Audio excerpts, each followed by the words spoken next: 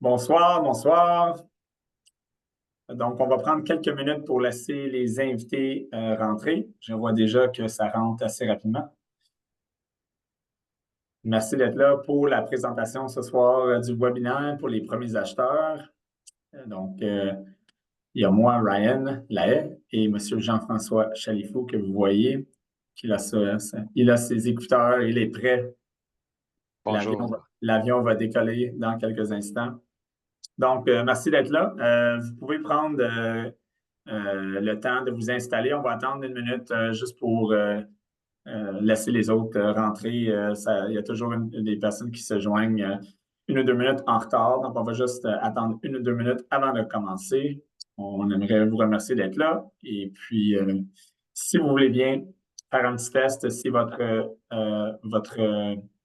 questions and answers, vos questions-réponses, ça fonctionne. Dans le bas de votre écran, vous pouvez dire allô ou bonne chance ou good luck, comme Patrick Saint-Laurent vient juste d'écrire. Merci, Patrick, à Jean-François. Donc, si vous êtes là et vous avez des questions, je vous invite à nous écrire des questions dans la section questions-réponses. Vous allez le trouver dans le bas de votre écran. Et dans 1 minute, on va commencer. Je vais présenter M. Chalifou qui va présenter ce soir le webinaire. Vous êtes chanceux. Ça ne va pas être moi ce soir, donc c'est une bonne nouvelle. Je suis sûr que JF va faire une excellente job. Right, JF? Oui, je vais essayer. Non, je vais Super. le faire. Good. Donc, il est présentement 7h32. Donc, on va commencer. Donc, merci d'être là pour le webinaire ce soir pour les premiers acheteurs, pour le financement hypothécaire et toutes les choses que vous devriez savoir si vous êtes ou vous planifiez acheter une première propriété. Donc, Jean-François Chalifou, qui va être le présentateur ce soir, va faire le tour de plusieurs volets qui sont très importants à savoir lorsque vous allez acheter une maison pour la première fois. La session va être enregistrée et va pouvoir être redistribuée pour visionnement. Donc, si pour ceux qui nous écoutent ce soir, si ça vous tente d'avoir une copie de l'enregistrement, c'est possible de l'avoir. Donc, vous avez juste à nous écrire par la suite. Nos informations vont être partagées. Vous allez recevoir un courriel de suivi à la fin du webinaire. Donc, je vous présente Jean-François Chalifou. Jean-François est dans le domaine bancaire depuis plusieurs années. Donc, on ne veut pas dire trop long, mais ça fait presque 2 décennies, peut-être même plus. Oui, à peu près. Oui, 25. 25, mon Dieu, tu vois. On est moins jeune qu'on était. Hein? Donc, JF travaille pour des banques. Il est devenu courtier, ça fait un bout de temps maintenant et fait un travail incroyable. Donc, il est un des meilleurs courtiers avec qui j'ai travaillé depuis plusieurs années. Je suis très content de l'avoir. Il a beaucoup d'expérience dans tous les niveaux du système bancaire et il va vous partager ses connaissances ce soir. Donc, sans plus attendre, je vous présente M. Chalifou qui va livrer la présentation ce soir pour les premiers acheteurs. Jean-François. Merci, Ryan, pour la présentation. Donc, aujourd'hui, on a quand même un agenda chargé. On va essayer de respecter votre temps. On a 51 slides. Donc, la façon qu'on va fonctionner, je vais les passer une après l'autre. Moi, je ne vois pas les questions dans le chat, donc c'est Ryan qui va les voir. On va les garder à la fin, mais qu'est-ce qui est important de savoir, c'est que vous avez été invité par un courtier. Donc, ce courtier-là va rentrer en contact avec vous là, par courriel dans environ 24 à 48 heures. Donc, je pense que si vous avez des questions, ça va être important de prendre un rendez-vous avec le courtier que vous invitez pour regarder là, plus en profondeur votre cas spécifique. Parce que, bien évidemment, là, on ne peut pas parler des cas spécifiques ici. On va vous donner de l'information en général sur tout qu'est-ce qu'un premier acheteur peut vivre là, dans le différent processus d'achat. Alors, sans plus tarder, je vais commencer. Donc, qu'est-ce qu'on va voir? On va faire un petit cours hypothèque 101. Ensuite, on va vous parler du crédit, les revenus qu'on a besoin, les mises de fonds, les incitatifs pour aider à l'achat d'une propriété, les différents frais de clôture et le processus hypothécaire. Donc, il y a 2 façons d'obtenir un prêt hypothécaire au Canada. Donc, la façon traditionnelle en allant directement avec votre institution financière ou passer avec un courtier hypothécaire. C'est sûr qu'ici, on est des courtiers hypothécaires, donc on va favoriser l'angle d'un courtier hypothécaire, bien évidemment. Donc, pourquoi qu'on passerait avec un courtier hypothécaire versus une institution financière? Bien, premièrement, c'est gratuit. Deuxièmement, nous, on a accès à une vingtaine d'institutions financières, 20 prêteurs différents. Le courtier hypothécaire travaille pour son client, tandis que la banque, l'employé de la banque va travailler pour les intérêts de la banque. Et ça peut paraître banal, mais il arrive plusieurs situations que l'employé de la banque va vous proposer plus le trio Big Mac du mois versus la bonne hypothèque pour vous. On peut voir ça dans des augmentations, quand il y a des moments de l'économie qui a des augmentations de taux, ou qu'est-ce qu'on vit présentement, qu'on est dans un moment qui va avoir des baisses de taux. Donc, la banque va parler beaucoup plus pour sa tarte de financement que pour l'intérêt de son client. Ensuite, le courtier est régi par l'Autorité des marchés financiers, fait des unités de formation continue, donc a des connaissances approfondies des produits, capable d'obtenir des taux compétitifs étant donné qu'on amène beaucoup de volume dans les différentes institutions financières et on connaît les normes de l'industrie et on est à jour sur les normes de l'industrie aussi. Au niveau des différentes institutions financières au Canada, on a les banques à charte traditionnelles. Donc, vous connaissez toutes votre banque favorite, Banque Royale, BMO, Banque Scotia, Banque TD. Ensuite, il y a des caisses, comme qu'est-ce qu'on connaît, la Caisse Desjardins. Il y a des sociétés de prêt. Donc, vous avez sûrement déjà entendu des MCAP, First National de ce monde, qui est, dans notre jargon, qu'on les appelle les virtuels. Il peut y avoir des prêteurs alternatifs. Donc, c'est des banques qui vont proposer des façons de financer, des fois peut-être différentes pour certains travailleurs autonomes ou gens qui ne rentreraient pas dans des programmes habituels des banques, mais qui ont quand même des crédits respectables. Et il y a les prêteurs privés qui est, vraiment, lorsqu'on doit avoir du financement et qu'on a une porte de sortie, mais ce n'est peut-être pas le premier choix là, à envisager, mais ça peut des fois permettre de faire une transaction. Ça peut être aussi un bon produit.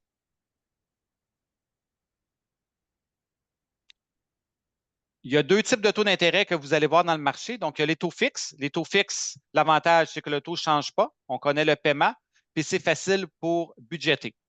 Il y a les taux variables. Les taux variables, maintenant, il peut y avoir des taux variables avec versement fixe et des taux variables avec versement variable.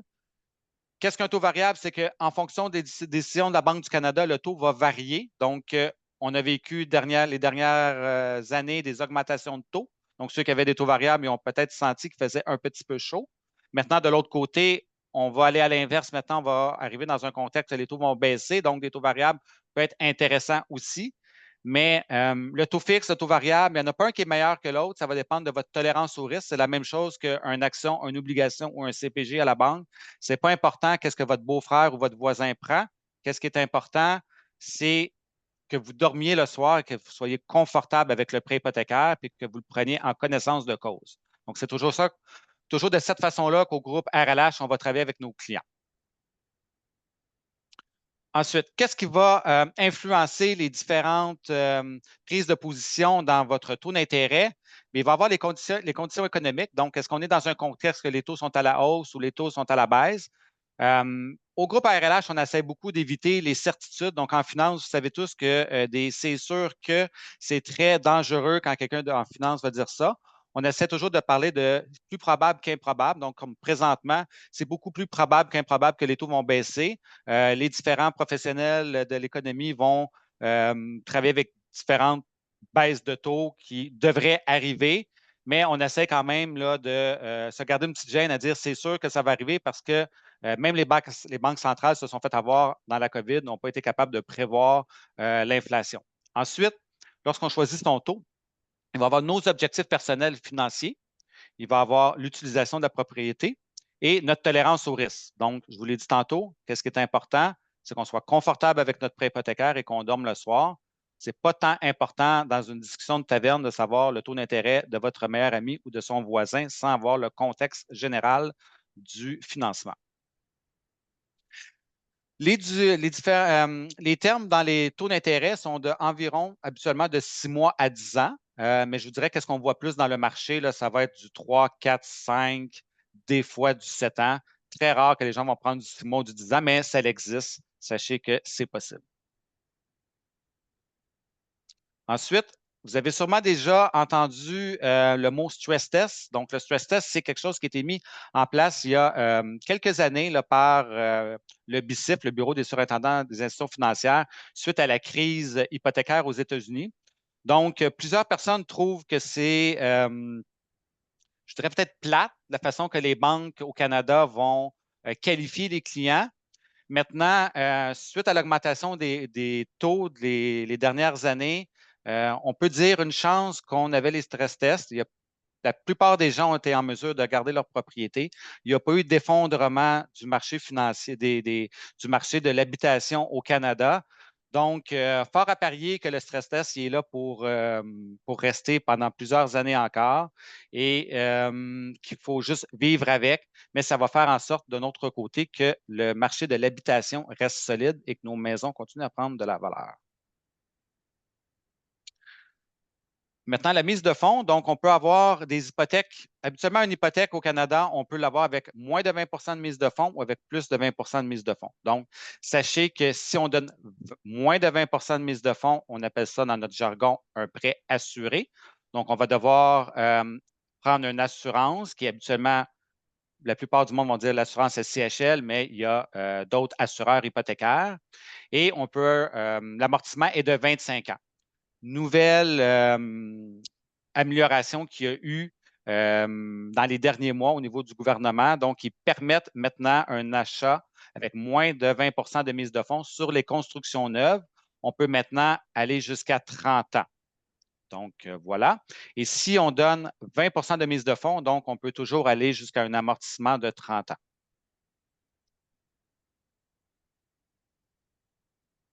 Les privilèges de paiement, donc une hypothèque, tantôt je vous ai montré qu'il y avait plusieurs types d'institutions financières. Donc, les privilèges de prépaiement, d'où dans notre jargon, on va souvent appeler ça les sous-contrats.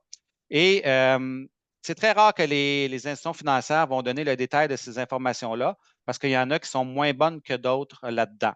Maintenant, ça, c'est la flexibilité de votre prêt hypothécaire. Donc, lorsqu'on a un prêt fermé, on peut donner des montants de remboursement de capital. Donc, si on a si on est payé à la commission, qu'on a des bonnes commissions, si on a un boni qui rentre et qu'on a un surplus de liquidité, donc il est possible de donner un acompte en capital pour faire diminuer son prêt sans qu'il y ait de pénalité.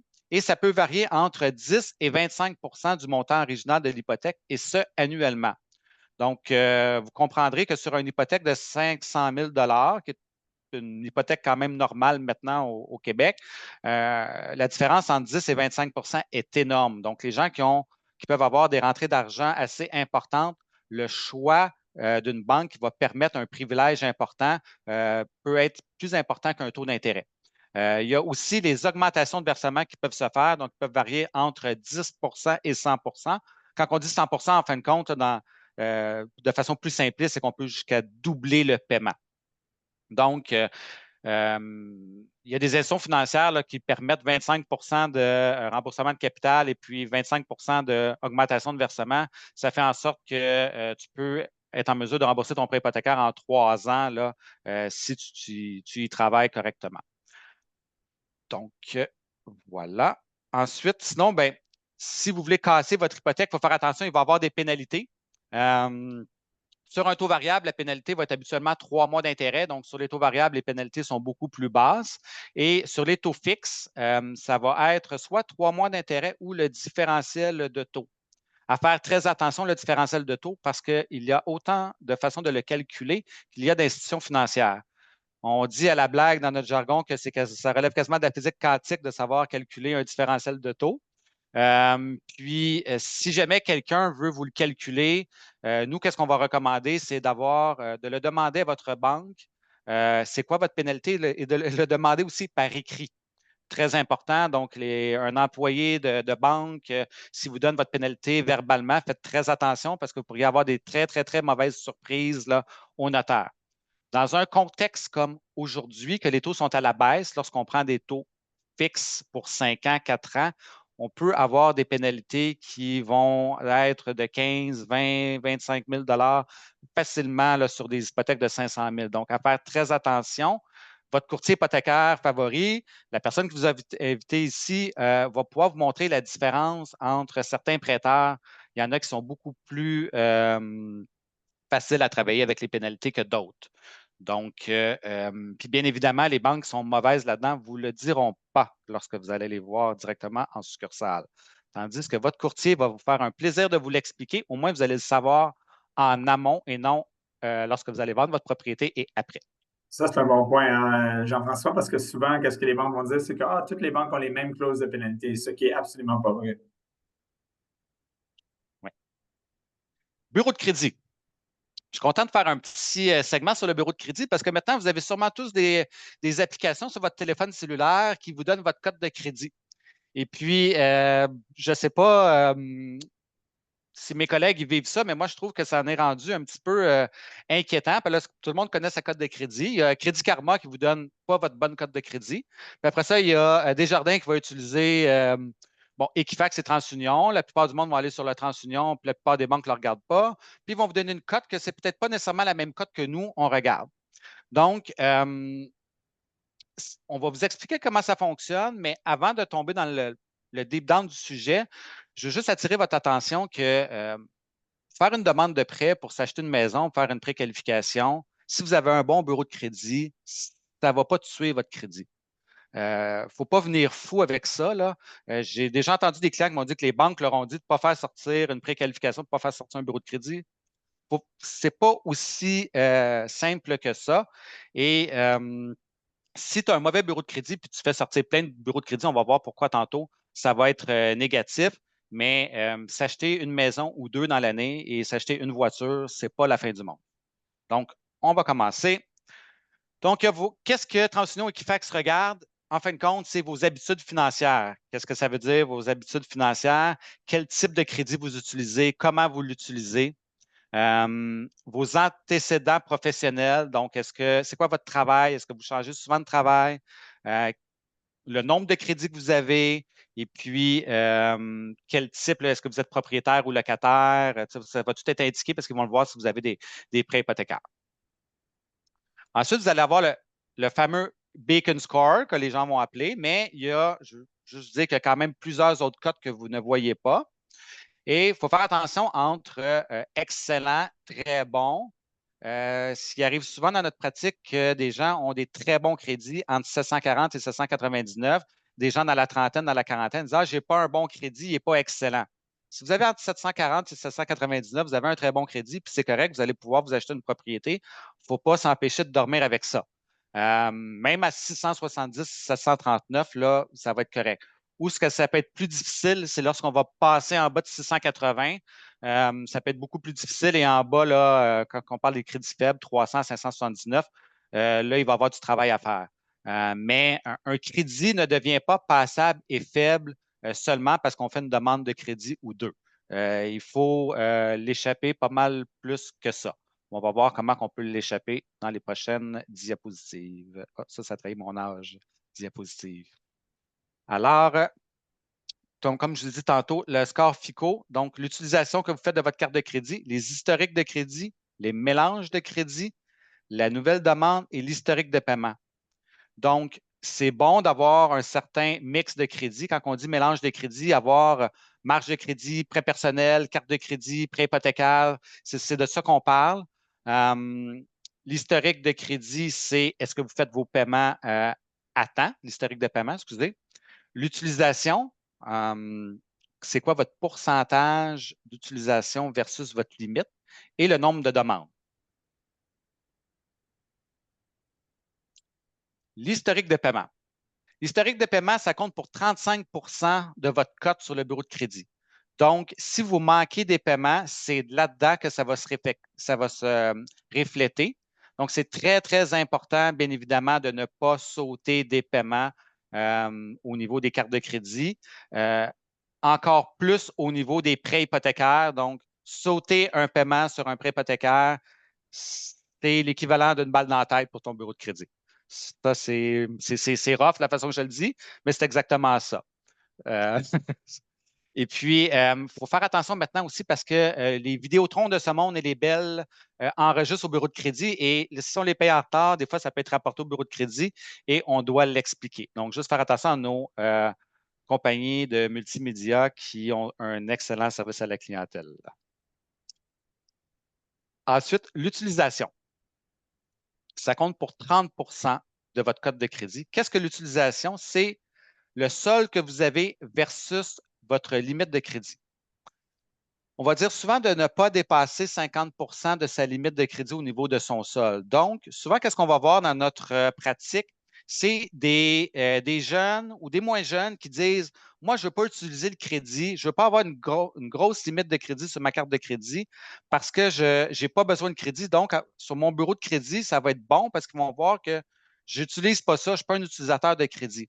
Bien, si tu as une carte de crédit de 500 puis tu fais l'épicerie, puis tu gazes, puis elle est toujours à 500, puis des fois même elle monte à 510, 515, ça va être très nuisible pour ta cote de crédit. Donc, si tu as une utilisation de 2 000 3 000 par mois sur ta carte de crédit, tu es mieux d'avoir 6 7 8 000 de limite.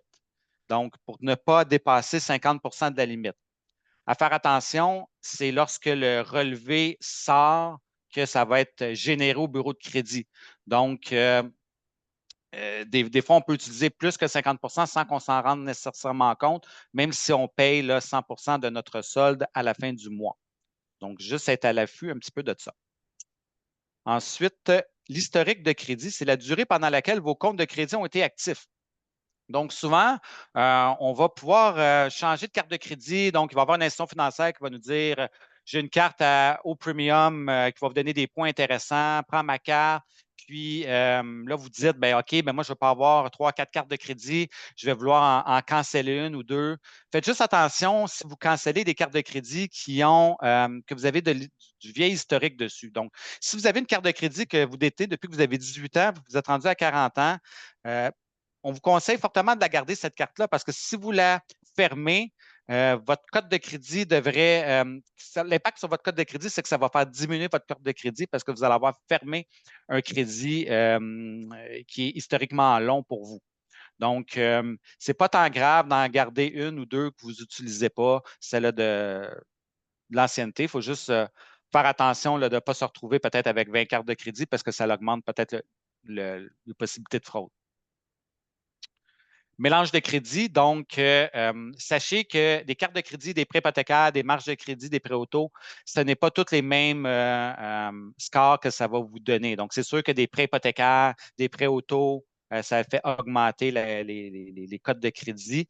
Les cartes de grands magasins ou les prêts de Easy Financial, City Financière ou tous les prêteurs de dernier recours, ce n'est pas très bon pour votre code de crédit et le bureau de crédit le reconnaît facilement, ce type de carte de crédit-là. Et les nouveaux crédits, bien évidemment, lorsqu'on a un nouveau crédit, si on a trop de nouveaux crédits, le bureau de crédit pourrait voir ça comme tu recherches du crédit, mais c'est bon aussi d'avoir une fois de temps en temps un nouveau crédit pour se laisser actif, mais ça compte pour 10 Donc, vous voyez, les deux premiers comptaient pour 30 et un nouveau crédit compte pour 10 Donc, il ne faut pas non plus venir fou avec ça, là, de ne pas faire de demande de crédit pour ne pas avoir de préqualification. Si on n'a pas de crédit, vous avez sûrement entendu dans les derniers 6 mois ou un an, là, Justin avait dit qu'il avait révolutionné l'achat de les nouveaux acheteurs en disant qu'on allait pouvoir les passer avec un bail, puis une preuve comme quoi qu'ils ont payé leur hydro. Ben, avant que Justin le dise, on le faisait déjà, les courtiers hypothécaires. Donc, on est en mesure de de créer des bureaux de crédit pour les gens. Donc, ce n'était juste de la politique, ce n'était pas une nouvelle norme. Qu'est-ce que pour soit les nouveaux arrivants ou les plus jeunes, donc des jeunes qui n'avaient pas de carte de crédit et qui ont des très bons emplois, c'est la règle d'or, c'est le 2-2-2. Donc, 2 formes de crédit, 2 ans de revenus et puis au moins une limite de 2 000. Si vous ne l'avez pas, ben, comme je vous dis, on peut utiliser comme mettons un deuxième crédit, Hydro-Québec, les téléphones cellulaires, l'Internet, on peut utiliser des choses, le bail, mais là, il faut s'assurer qu'il est très, très, très bien payé et qu'il n'y a aucun paiement qui est sauté. Ça, c'est très, très, très important, mais ça se fait. Les revenus. Là, on tombe dans les revenus, les actifs. On va tomber dans le crunchy du sujet. Donc, il y a 3 types de revenus qu'on peut avoir. Donc, il y a les revenus annuels total. Il y a les gens qui vont avoir, qui vont être payés à temps plein, temps partiel, contractuel, saisonnier, ou il va y avoir les gens qui sont indépendants, travailleurs autonomes, incorporés, enregistrés. Donc, la durée de l'emploi, souvent, qu'est-ce que le prêteur va aimer? C'est 2 ans. Si quelqu'un a un emploi qui est pas travailleur autonome, qui est salarié, job garanti, ça peut se faire en bas de 2 ans. Euh, mais je dirais que les prêteurs aiment ça avoir quand même un historique là, de 2 ans d'emploi. Qu'est-ce qu'on va regarder? C'est la lettre d'emploi, le talon de paye et les T4 des 2 dernières années. Quelqu'un qui a un travail avec un revenu annuel déclaré, même si ces T4 des 2 dernières années ne reflètent pas sa lettre d'emploi, on va être en mesure d'utiliser son nouveau revenu. Mais le prêteur va vous exiger quand même d'avoir dans sa documentation les 2 derniers T4. Donc, quand on vous demande ça, les courtiers hypothécaires, ce n'est pas pour être désagréable, c'est juste parce qu'on n'a pas le choix, on doit le fournir à la banque. Donc, si tu travailles dans le domaine de la santé, tu es permanent en plein, tu gagnes 82 000 par année, puis que l'année d'avant, tu gagnais 40 000, on va te demander quand même tes T4, mais on va considérer 82 000 comme revenu. Il n'y a pas de souci à ce niveau-là.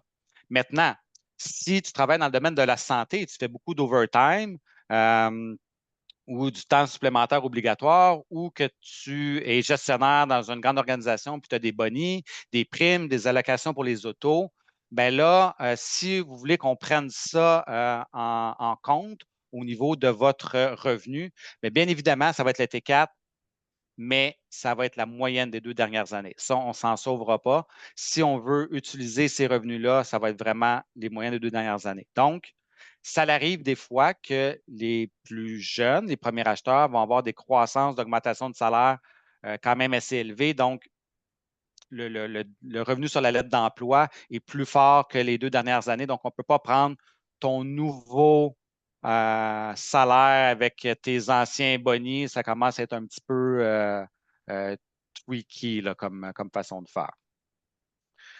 Donc, ça, c'est bon pour ça. Revenu de travailleur autonome.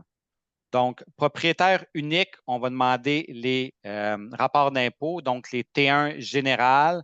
Donc, c'est vraiment le rapport d'impôt complet qui va être demandé des 2 dernières années et les 2 avis de cotisation fédérale et provinciale.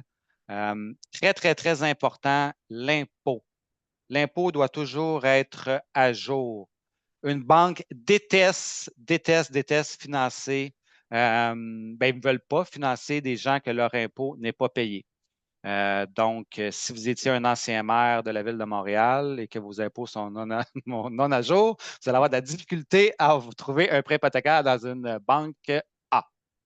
Ensuite, les incorporations, donc on va vous demander encore les T1 général, les avis de cotisation et ils vont fort à parier qu'ils vont demander les états financiers et le statut constitutif de l'entreprise. Donc, c'est important d'avoir ces états financiers et des fois, certaines institutions financières peuvent aller plus loin et demander les états financiers intérimaires. Donc, si on est rendu au mois d'octobre, novembre, décembre, ça peut arriver des fois là, qu'ils disent ouais, j'aimerais savoir tes 6 premiers mois. Donc, il faut s'attendre à ça. Donc, lorsqu'on est travailleur autonome, travailleur indépendant, qu'on travaille dans un Inc., c'est super bon de s'y prendre en avance avec son courtier hypothécaire pour qu'en amont, on aille chercher tous ces documents-là lorsqu'on vous préqualifie. Et justement, s'il manque une petite patte avec le comptable, qu'on vous prépare, qu'on vous le demande tout de suite, parce que ce n'est pas lorsque vous allez avoir signé une promesse d'achat avec un délai de 10 jours ou 14 jours que ça va être le temps d'aller appeler votre comptable pour avoir un état financier à jour complet. Parce que lorsqu'on parle d'un état financier, ce n'est pas un document qu'on sort de son fichier comptable là, manuel. C'est vraiment quelque chose qui est fait par un comptable qui est un CPA aussi, ceci dit. Donc, les institutions financières sont de plus en plus piquées par rapport à ça et vont aller voir le nom de votre comptable sur l'Internet, voir s'il est CPA. Donc, si c'est un compteux qui a fait ça dans son sous-sol, sur un coin de table, fort à parier que ça ne sera pas admissible à l'institution financière. Donc, nous, des fois, on a le travail ingrat de vous dire que le document n'est pas convenable, mais on aime ça, vous aider à réaliser votre projet, puis que ça se met à terme et qu'il n'y ait pas de mauvaise surprise lorsque vous allez avoir signé une promesse d'achat. Vous allez tout être excité. Vous allez déjà être en train de penser quel meuble vous mettez dans votre maison, puis que là, la banque va dire ouais, mais ce papier-là, il est non conforme. Donc, nous, c'est notre rôle de vous coacher, de vous talonner avec les bons documents, mais nos transactions se rendent à terme, je dirais 99 des cas. Ensuite, type de revenus supplémentaires, donc j'en ai parlé tantôt, là, commission, boni, saviez-vous, les pensions alimentaires, on est en mesure de les prendre. Maintenant, il faut avoir les jugements. Encore là, pas de jugement. Ouais, mais il me le donne tout le temps, mon ex. Non, ça ne fonctionne pas. Il faut avoir le jugement de la Cour et les preuves aussi des 3 derniers mois qui sont déposés dans le compte. Et encore là, ce n'est pas votre courtier hypothécaire favori qui veut juste être désagréable, c'est la réglementation. Puis les banques sont auditées lorsqu'il y a des dans leur dossier sont audités. Donc, lorsqu'il y a des choses qui sont déclarées, ils se doivent d'avoir les preuves dans leur dossier. Des preuves d'invalidité, des revenus d'invalidité et des revenus de pension, c'est admissible. L'invalidité, il faut juste démontrer comme quoi que vous allez l'avoir pendant un certain nombre de temps, là. Les prestations fiscales pour enfants, donc si les enfants ont moins de 14 ans, habituellement, ça va être admissible. Maintenant, si vos prestations pour enfants dépassent 30-40 du revenu total, ça se peut qu'ils ne soient pas utilisés à 100 ça, encore là, il va y avoir des petites nuances, mais je vous dirais que c'est pris en charge, les prestations fiscales. Maintenant, encore une fois, super important, il nous faut la documentation de ces prestations-là. Il faut les documents officiels des gouvernements et les preuves de dépôt au compte. Les allocations de véhicules aussi, s'ils sont indiqués là, sur les talons de paye, sur les avis de cotisation, on peut les prendre. Les revenus locatifs, bien évidemment, les baux, les avis de reconduction, souvent, on voit ça dans notre pratique. Les gens ont des immeubles, un petit plex, des fois, ça fait longtemps qu'on a le même locataire, il augmente sans envoyer l'avis de reconduction, bien, on va en avoir de besoin. Ça, c'est bien évidemment. Et ensuite, on peut avoir aussi l'annexe à l'impôt pour les revenus locatifs. Maintenant, il y a des prêteurs qui vont demander les deux, il y a des prêteurs qui vont demander juste un. On peut naviguer un petit peu là-dedans, mais c'est bon que son perron soit propre au niveau de sa documentation quand on a de l'immobilier. Donc, s'il vous plaît, faites vos avis de reconduction, puis gardez-les. Ça vous protège en même temps. Ce n'est pas juste un caprice de la banque. Si vous avez allé à la Régie du logement, bien, vous allez être content de l'avoir. Ça, c'est le petit côté j'ai des immeubles. Ensuite, lorsqu'on va qualifier les gens avec vos revenus, donc les ratios d'endettement, c'est quoi dans le fond, c'est le revenu sur la dette. Donc, c'est ça qu'on va calculer. C'est les deux ratios que vous avez sûrement déjà entendu parler, c'est l'ABD, l'amortissement brut de la dette. Qu'est-ce que c'est? Concrètement, c'est votre revenu sur vos paiements hypothécaires, les taxes municipales et scolaires, les frais de chauffage, donc pas les frais d'électricité, mais les frais de chauffage. Et les frais de chauffage, les banques, ça va varier en fonction du pied carré. Donc, si vous achetez une farmhouse qui est 3500 pieds carrés, il faut s'attendre que vos frais de chauffage qu'on utilise sont plus grands que si vous avez un condo, un 3,5. Donc, nous, on va s'ajouter, on a toutes des chartes par rapport à ça. Et les frais de condo, on va utiliser le 50 dans le fond des frais de condo. Et l'autre ratio, c'est l'ATD, donc l'amortissement total de la dette, qui est le premier ratio additionné à vos dettes personnelles.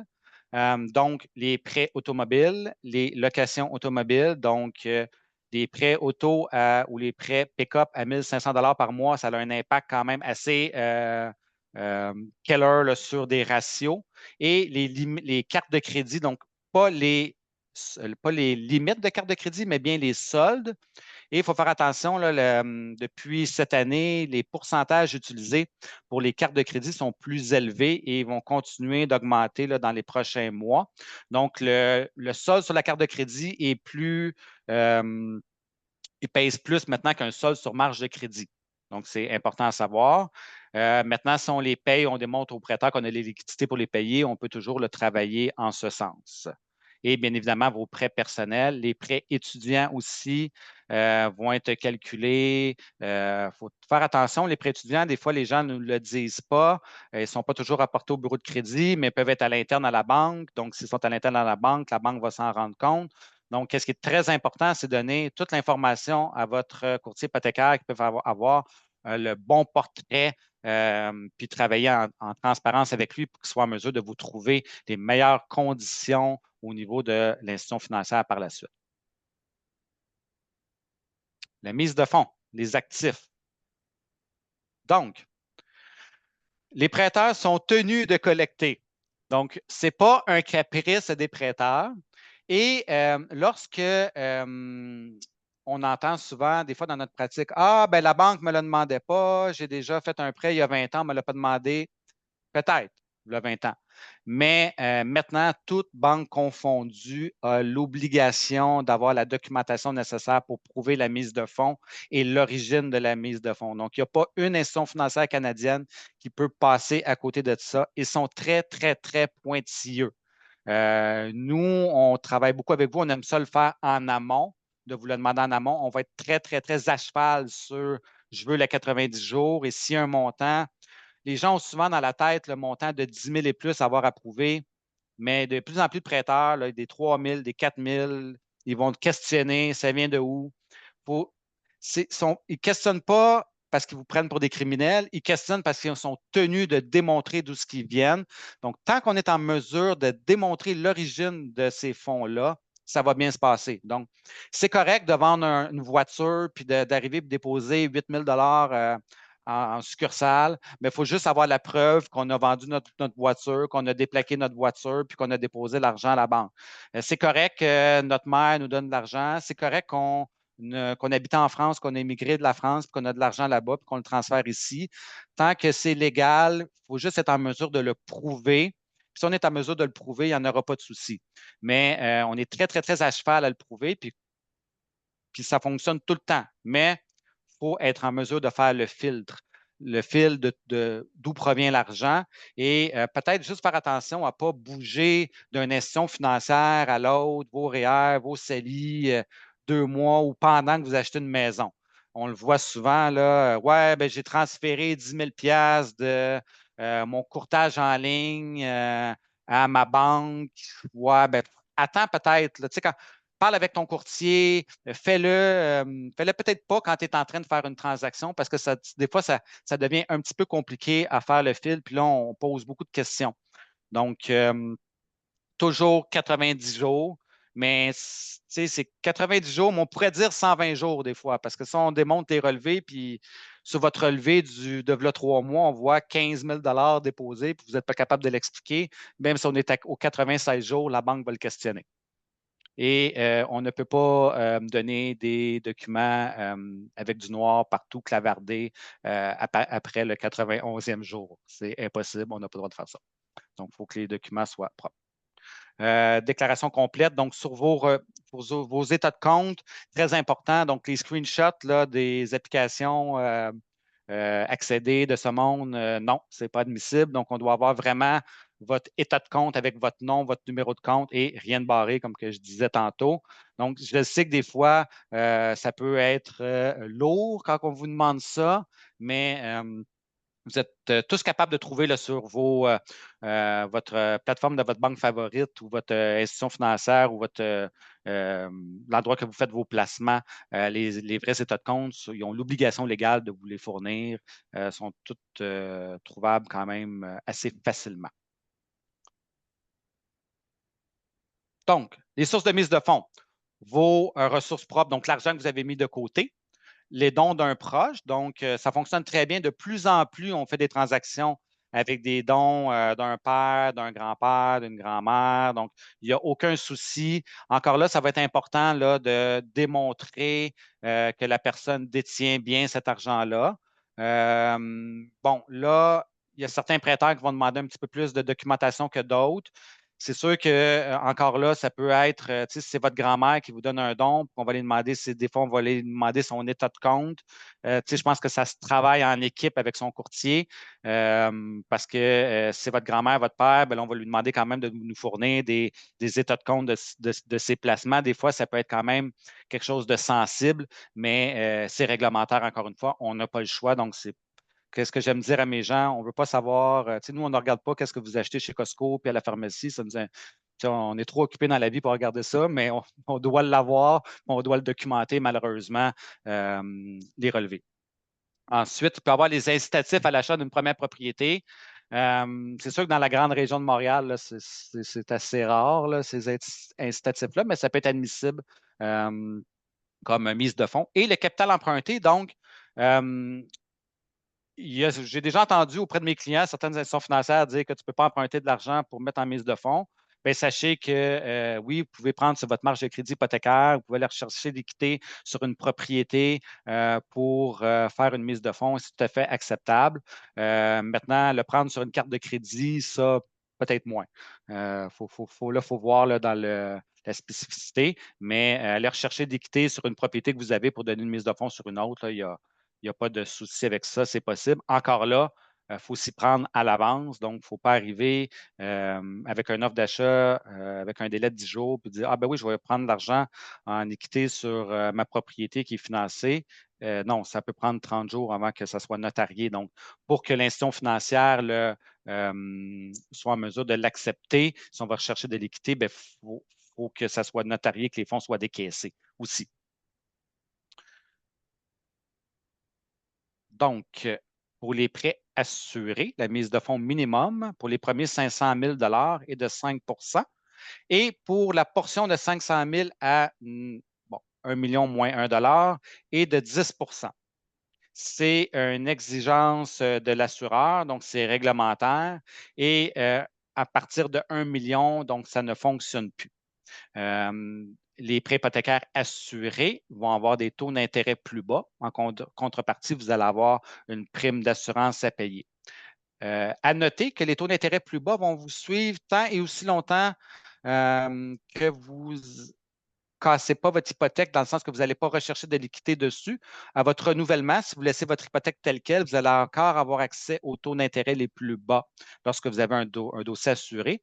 Donc, c'est important de le dire à votre courtier là, si vous avez acheté avec une mise de fonds de moins de 20 à votre renouvellement, parce que des fois, vous pouvez avoir des très heureuses surprises sur des petites beautés qu'on peut vous trouver dans certaines institutions financières. L'hypothèque conventionnelle, elle, c'est 20 de mise de fonds. Et pour les maisons de plus d'1 million, c'est obligatoire. Pour tout ce qui est prêt alternatif, donc les prêteurs B qu'on appelle dans notre jargon, c'est 20 de mise de fonds. Des fois, ils peuvent demander jusqu'à 25, c'est des condos, ça peut aller jusqu'à 30. Là, ça va dépendre vraiment, je vous dirais, chaque dossier est unique dans le prêt alternatif. Et pour les propriétés locatives, récréatives, ça va être 20 de mise de fonds. Il n'y a aucune assurance là, hypothécaire et on peut avoir de l'amortissement jusqu'à 30 ans. Les programmes. Donc, le RAP. Le RAP a été modifié cette année, donc maintenant, nous pouvons emprunter nous pouvons rapper sur nos REER jusqu'à 60 000 par personne. Donc, un couple peut sortir jusqu'à 120 000 de ses REER pour faire une mise de fonds. Et ensuite, vous allez avoir un break de 5 ans avant de commencer à rembourser. Et ça aussi, ça a été modifié. Avant, c'était 2 ans. Depuis cette année, c'est 5 ans. Et après la 5e année, vous allez avoir 15 ans à rembourser, donc un 15e. Maintenant, il faut quand même le planifier parce qu'un 15e de 60 000, c'est quand même de l'argent. Même si on repousse ça dans 5 ans, c'est important de le garder dans sa tête, de travailler avec votre conseiller en placement pour le budgéter parce que 5 ans, ça vient quand même vite. Puis un 15e de 60 000, il faut l'avoir quand même dans son budget. Si vous ne le payez pas, qu'est-ce qui va arriver? C'est que le gouvernement va mettre le 1/15 de votre 60 000 sur votre revenu et vous allez devoir payer l'impôt afférente à cette chose. Vous devez être propriétaire d'un REER, bien évidemment, pour le rapper. Et vous devez le détenir depuis 90 jours, votre REER, avant de pouvoir le rapper, là, très important. Et pour rappeler, vous devez être admissible à l'achat d'une première maison.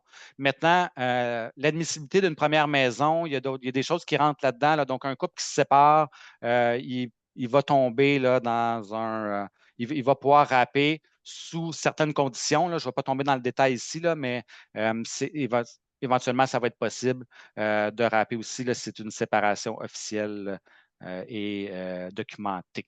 Et bien évidemment, on doit être résident du Canada lors du retrait. Le CELIAP. Donc, le CELIAP, c'est la plus belle invention que le gouvernement a faite dans les dernières années pour les gens qui ont quand même des revenus importants. Donc, c'est un compte CELI, mais qui va, lorsque vous allez cotiser votre 8 000 par année jusqu'à la limite de 40 000, va vous donner une instance fiscale, donc il va vous donner un retour d'impôt lorsque vous allez faire vos impôts à la fin de l'année. Donc, très intéressant. Et vous le sortez comme un CELI, donc vous n'avez pas à le rembourser par la suite. Maintenant, vous pouvez voir avec votre courtier hypothécaire, votre conseiller en placement, si vous avez des REER qu'on veut rapper, vous avez de l'espace dans votre CELIAP, il peut y avoir des belles petites stratégies là, de comment rapper le REER, là, passer par le CELIAP pour augmenter là, votre fiscalité. Donc, encore là, je le répète, je ne le répéterai jamais assez. Toujours bon de s'y prendre en amont, avoir ces discussions-là avec son courtier hypothécaire avant pour qu'on ait une stratégie là, qui va être la plus efficiente pour vous et qu'on va maximiser votre valeur nette, dans le fond, dans la façon là, de décaisser votre mise de fonds. Donc, le CELI App, c'est une très, très belle invention de notre gouvernement. Ensuite, l'incitatif à l'achat d'une première propriété. C'est un aide à la mise de fonds de 5 à 10 qui agit comme une deuxième hypothèque que vous devez rembourser là, si vous vendez la propriété ou après 25 ans. C'est sûr là, que je ne veux pas tomber dans le détail ici, ce serait trop long. Il y a certaines nuances à avoir au niveau de votre revenu annuel, le prix de l'achat de la propriété. En toute transparence, c'est sûr que les habitations à Montréal, là, ça devient très difficile là, de les faire entrer dans ces programmes-là. Si on est à l'extérieur des grands centres, ça peut peut-être se faire, là, mais c'est sûr que vous avez des revenus assez importants, ça ne fonctionnera peut-être pas nécessairement. Peut-être en parler avec votre courtier hypothécaire, c'est sûr qu'il est au courant du programme. Il va vous dire si vous vous qualifiez pour ce produit-là. Donc, ça, c'est qu'est-ce qu'il en était pour les programmes. Maintenant, les frais de fermeture. Donc, vous avez sûrement déjà entendu dire que la banque va vous demander d'avoir plus que votre mise de fonds pour vous qualifier à la banque. Donc, la banque, qu'est-ce qu'elle veut s'assurer? C'est que vous ayez les fonds nécessaires là, pour les frais de clôture là, lorsqu'on s'achète une propriété. Bien évidemment, s'acheter une propriété, c'est le fun, mais ça vient avec des dépenses. Donc, des dépenses comme quoi? La taxe de bienvenue, les frais juridiques. Qu'est-ce que sont les frais juridiques? C'est les frais de notaire. Ensuite, il y a des ajustements de taxes. Donc, vous allez devoir au notaire payer des fois des ajustements de taxes. Il peut y avoir des assurances titres qui vont être demandées. Il va y avoir aussi des ajustements d'intérêt. Il peut y avoir aussi la taxe sur la prime SCHL à payer chez le notaire. Donc, c'est toutes des choses là, que vous allez avoir à payer rendu chez pas la taxe de bienvenue va venir quelques semaines ou mois, dépendamment de votre municipalité, après le notaire. Mais sinon, au notaire aussi, vous allez avoir un chèque quand même important à faire qui va être outre que la mise de fonds. Et les prêteurs vont demander de démontrer que vous avez entre 1 et 1,5 du montant de l'acquisition, donc du montant d'achat de votre propriété pour les frais de clôture. Et très honnêtement, c'est un peu plate à démontrer. Je sais que ça aiguise la patience des gens, mais 1 1,5 c'est beaucoup en deçà de la réalité de tout ce que vous allez avoir payé pour l'acquisition d'une propriété. Parce que, outre les frais que je vous ai montrés, il va y avoir, des fois, il va y avoir des inspections. Nous, on vous recommande fortement de faire inspecter la propriété que vous allez acheter. Il peut y avoir une évaluation, des fois, qui va être des fois, ça va être le prêteur qui va le payer, mais des fois, ça peut être aux frais du client. Il peut y avoir des branchements de câbles, Internet, les déménageurs, les meubles, les électros, les rideaux, la peinture. C'est pas vrai qu'il n'y a aucune dépense lorsqu'on s'achète une maison. C'est assez important, les dépenses qu'il y a. Donc, 1 si vous achetez une maison de 400 000, 1 c'est 4 000 $. C'est sûr que si on regarde les frais de clôture que j'ai montrés avant, de frais de notaire, taxes de bienvenue et ces frais-là, on dépasse largement le 4 000. Je sais que des fois, les gens ne veulent pas l'entendre, mais c'est la réalité que ces frais-là vont arriver. Donc, c'est important d'être préparé et de les connaître. Le processus, donc on a quasiment terminé. Donc, la première chose à faire lorsqu'on s'achète une propriété, c'est d'avoir une pré-approbation. Donc, la pré-approbation, qu'est-ce qu'on fait? On examine vos revenus, on examine votre crédit, on examine la mise de fonds. Qu'est-ce que j'entends par examiner? C'est que oui, on vous demande tous les documents qu'on va vous demander lors de la prise de possession.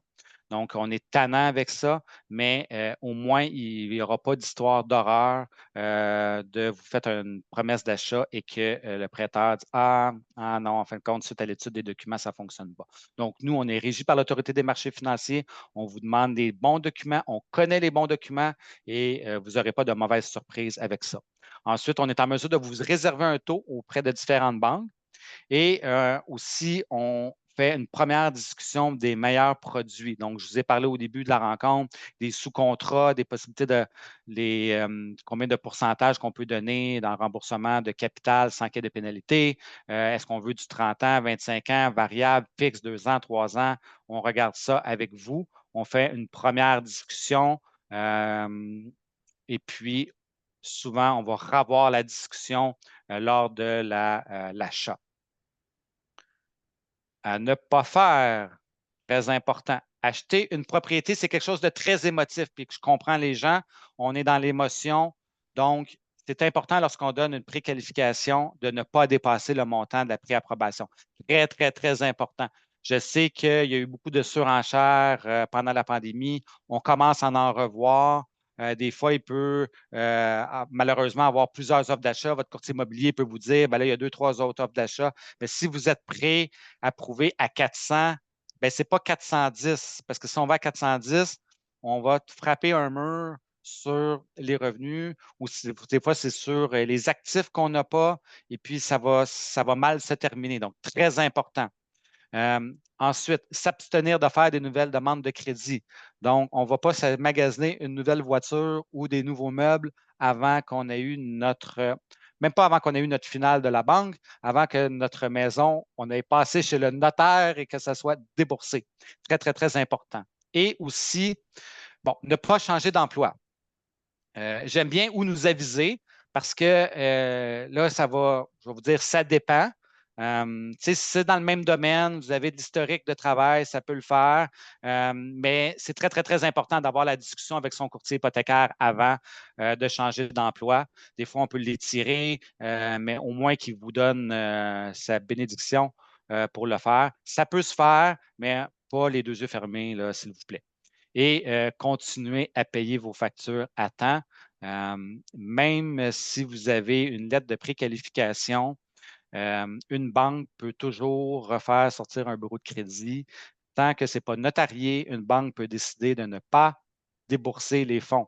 Donc, ne pas payer ses comptes, même si on a notre approbation, c'est une très, très, très, très mauvaise idée. Ensuite, la maison. Rechercher des maisons qui correspondent à votre budget. Donc, on se répète un peu tantôt. On ne veut pas arriver à quelque chose qui est plus gros que votre préapprobation. Donc, on veut magasiner une maison dans le budget. Travailler avec un courtier immobilier qui va évaluer les maisons en fonction de leur état, leur emplacement, la demande du marché. Nous, on nous encourage fortement à travailler avec un courtier immobilier. Il y a des fausses croyances que les gens pensent que je n'aurai pas de courtier immobilier, je vais aller faire une offre d'achat moi-même, puis je vais avoir un meilleur prix sur la maison parce que le courtier inscripteur n'aura pas besoin de faire un split de commission. On vous recommande vraiment d'avoir quelqu'un avec qui vous allez travailler, qui va vous représenter, surtout dans un contexte de marché serré comme présentement. Vous avez besoin de quelqu'un qui va travailler pour vous. Puis pas pour le vendeur. Et faites une offre conditionnelle là, à, bien évidemment, une inspection, les conditions d'évaluation, l'examen de la documentation des copropriétés. Donc, lorsque vous faites une offre d'achat, s'il vous plaît, faites-la conditionnelle à l'inspection. Aussi, si c'est une copropriété, prenez le temps de regarder les documents de la copropriété. nous, on fait du financement, mais on ne veut pas mettre les gens dans le trouble. C'est important de voir, est-ce que la copropriété que vous achetez a fait ses devoirs? Est-ce qu'il y a un fonds de prévoyance? Y a-t-il une étude d'état du bâtiment qui a été fait? Sont-ils en norme avec les nouvelles règles? Parce que dans les copropriétés, il va y avoir dans les prochaines années des histoires d'horreur. Donc, juste, il y a des très belles copropriétés au Québec, à Montréal, dans les environs, mais juste s'assurer que c'était fait correctement et dans les règles de l'art et vous allez être bien heureux dans le futur. Ensuite, on soumet la demande officielle au prêteur qu'on a choisi avec vous. Donc, quand vous travaillez avec nous, ce n'est pas nous qui allons choisir le prêteur pour vous. On va vous donner des recommandations, on va vous donner des choix, mais c'est vous qui allez choisir le prêteur en toute transparence, en sachant vraiment les différentes subtilités de chaque prêteur et de tous les produits. Ensuite, on fournit la documentation nécessaire. Vous vous rappelez tantôt, je vous disais que lors d'une préqualification, on était assez exigeant sur les bons documents. Mais qu'est-ce qui est le fun là-dedans, c'est que la plupart du temps, la majorité des documents, on les a.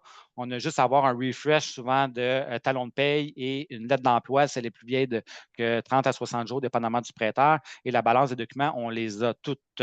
Donc, et ensuite, ben là, on va optimiser le tout une fois que les conditions vont être remplies. Donc, bien évidemment, là, si, comme là, on est dans un contexte de baisse de taux, si les taux baissent avant que vous allez chez le notaire, bien, il est possible qu'on réajuste vos taux favorablement pour vous. Donc, nous, le courtier, bien, on travaille, je vous l'ai dit, dans les intérêts du client et non les intérêts de la banque. Donc, il nous fait toujours plaisir de le faire. Votre banque favorite, habituellement, ne vous appellera pas pour vous dire que les taux ont baissé. Ils vont juste augmenter leur rentabilité. Donc, vous pouvez acheter des actions de banque. Ça, c'est très payant parce que c'est ça qu'ils font avec vos portefeuilles de prêt. Ensuite, donc, il va y avoir les conditions au notaire. Donc, le dossier est approuvé à la banque et qu'est-ce qu'on dit dans notre jargon? C'est qu'on envoie les instructions au notaire et le notaire va avoir des conditions à relever pour la banque. Donc, c'est des conditions qui se font habituellement automatiquement. Donc, le notaire va vous appeler, va fixer une date et va vous demander de lui transférer les fonds. Donc, de façon électronique, il peut vous demander de transférer les fonds jusqu'à une semaine avant la date là, du notaire. Donc, il ne faut pas s'attendre à ce que si on passe chez le notaire le 15, que nos fonds soient disponibles le 15. Il faut s'assurer que vos fonds soient disponibles une semaine ou deux avant, là, pour, je dirais même 2 semaines avant. Ce n'est pas le temps d'appeler son conseiller pour vendre ses fonds mutuels un vendredi à 4 heures si tu passes chez le notaire le mardi parce que tu vas avoir une très mauvaise surprise. La transaction ne se fera pas. Donc, juste se prendre en avance aussi avec ça. Encore là, votre courtier hypothécaire va vous accompagner là-dedans et il va vous lever le flag. Le notaire va effectuer les recherches de titres, s'assurer que tout soit correct. Il va vous exiger une assurance habitation, la fameuse assurance feu-vol. Mais encore là, magasinez votre assureur dommage. C'est important d'avoir un bon assureur dommage qui va payer. Donc, oui, magasinez-vous une prime, mais magasinez-vous quelqu'un qui va payer si jamais il arrive quelque chose. On a vécu beaucoup d'inondations dernièrement. Il y a des assureurs, puis là, je ne vais pas nommer aucun assureur, là, mais il y en a qui payent bien moins que d'autres. Donc, c'est important d'avoir l'assureur qui va vous payer si vous arrivez un sinistre. Puis des fois, pas chipper pour 4, 5, 15, 20 $ annuels de primes pour avoir des protections importantes là, comme dos au sous-sol avec des montants de reconstruction qui vont faire du sens aussi. Donc, très attention dans les condos aussi, là, les améliorations locatives qu'on appelle. Donc, je pense, Surtout, Ryan, tu veux dire de quoi? surtout GF, avec l'infiltration d'eau que beaucoup de propriétaires ont vécu suite à la tornade, il y a beaucoup de gens qui n'avaient pas une clause qui leur protégeait contre certains types d'infiltration d'eau ou de dégâts d'eau dans leur sous-sol. Donc, super important que vous appelez vos assureurs et que vous vous assurez que vous avez les bonnes clauses parce que ce n'est pas toujours couvert selon comment l'eau rentre dans la maison. Donc, il y a beaucoup de gens qui ont des surprises où est-ce qu'ils ne pouvaient pas réclamer leurs dommages suite à la tornade ou à l'événement qu'on a eu il n'y a pas trop longtemps au mois d'août. Donc, très important de vérifier vos clauses au niveau d'assurance. Puis encore là, votre courtier hypothécaire là, pourra vous référer des firmes là, qu'on sait qui payent bien, puis qui vont aussi, pas juste qui payent bien, mais qui vont prendre le temps de bien vous expliquer, comme nous, on le fait au niveau d'hypothèque, les différentes nuances et au niveau de l'assurance habitation. C'est très, très, très important, encore plus qu'avant. Et donc, ensuite, ben, le notaire va examiner avec vous et signer les documents. Donc, le notaire va repasser avec vous l'ensemble de la documentation. Il va vous expliquer en gros que lorsque vous contractez un prêt hypothécaire, bien, vous êtes locataire de chez vous, puis c'est la banque qui est propriétaire, puis que vous devez informer la banque d'à peu près toutes les modifications possibles que vous pouvez faire. Il faut le dire à la banque. Pas venir fou avec ça, mais c'est ça qui va vous dire quand même. Et ensuite, bien, vous allez être officiellement propriétaire avec des beaux sourires. Ça va s'être bien passé parce que vous allez avoir été préparé et bien pris en charge. Donc, ça fait le tour. 1h11, quand même pas pire. 51 slides, 1h11. Donc, pour moi, ça complète. Je repasse la parole à notre président Blond Et voilà. favori. Bon, je suis le seul blanc, oui, je suis le seul président, donc c'est très apprécié. Écoute, merci, Jeff, très, très utile. On a traversé beaucoup de points. J'aimerais remercier Audrey qui m'a gardé très occupé pendant les questions. Donc, elle m'a posé beaucoup de questions. Merci, Audrey. Et je l'ai répondu. Donc, pour ceux, c'était des bonnes questions vraiment bonnes. Donc, pour ceux qui veulent aller voir la section questions et réponses, qui ont participé au webinaire, elle a quand même posé des excellentes questions auxquelles j'ai répondu. Donc, merci, Audrey, pour ta participation. Pour tous ceux qui ont écouté, si vous avez des questions maintenant, ça nous fait plaisir. Vous pouvez les écrire dans la section réponses, questions-réponses.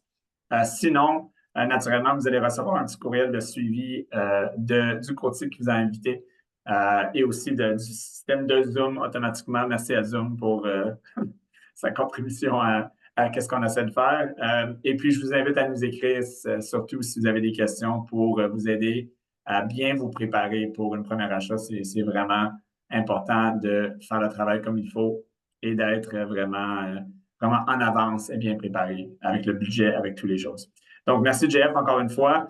Je vois qu'il n'y a pas d'autres questions. On va terminer ça de bonne heure. Vous allez pouvoir aller écouter votre show favori ou réécouter le débat des États-Unis qui était vraiment intéressé hier. Gardez vos chats et vos chiens à l'intérieur, ça a l'air que c'est dangereux. Complètement ridicule. Donc, voilà. Sur ça, je vous laisse. Je vous remercie pour votre participation. Jeff, merci. Et on se revoit au prochain webinaire. Il va y avoir un prochain le mois prochain. Il y en a un à chaque mois. Donc, suivez-nous sur Instagram ou sur les médias sociaux. Suivez votre courtier et puis vous allez pouvoir vous enregistrer pour d'autres webinaires sur différents sujets reliés à l'immobilier et reliés au courtage hypothécaire ou au prêt hypothécaire. Merci encore une fois. Bonne soirée à tous. Oh, attends, on a une question. Tu vois, je suis allé trop vite. J'attends des gens qui ont dit merci. C'est ça. Bienvenue, Jacinthe, ça me fait plaisir. Donc, merci à tous et je vous souhaite une très belle soirée. Au revoir.